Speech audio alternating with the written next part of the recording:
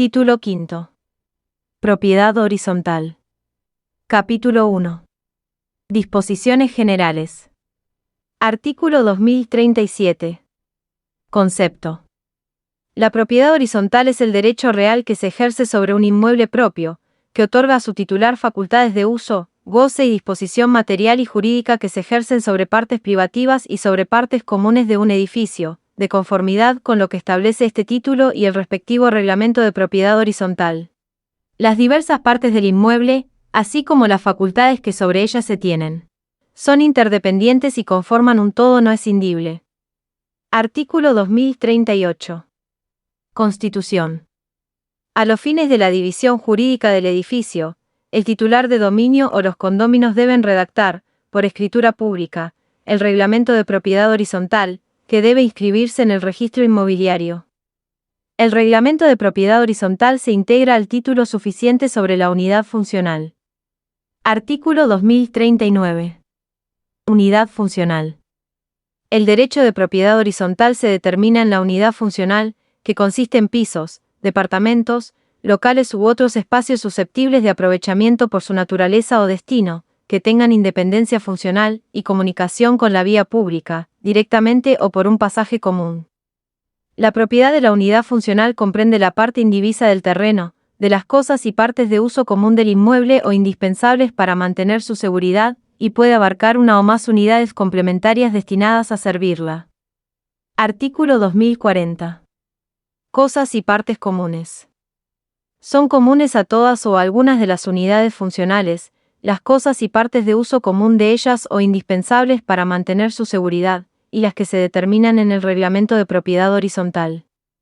Las cosas y partes cuyo uso no está determinado, se consideran comunes. Sobre estas cosas y partes ningún propietario puede alegar derecho exclusivo, sin perjuicio de su afectación exclusiva a una o varias unidades funcionales. Cada propietario puede usar las cosas y partes comunes conforme a su destino, sin perjudicar o restringir los derechos de los otros propietarios. Artículo 2041. Cosas y partes necesariamente comunes. Son cosas y partes necesariamente comunes. A. El terreno. B. Los pasillos, vías o elementos que comunican unidades entre sí y a estas con el exterior. C. Los techos, azoteas, terrazas y patios solares.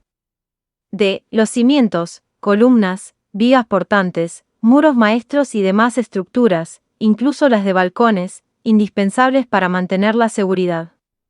E. Los locales e instalaciones de los servicios centrales.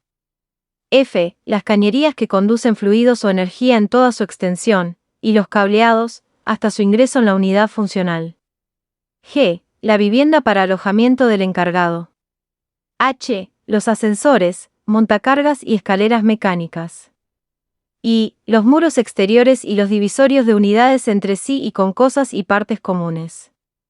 J. Las instalaciones necesarias para el acceso y circulación de personas con discapacidad, fijas o móviles, externas a la unidad funcional, y las vías de evacuación alternativas para casos de siniestros.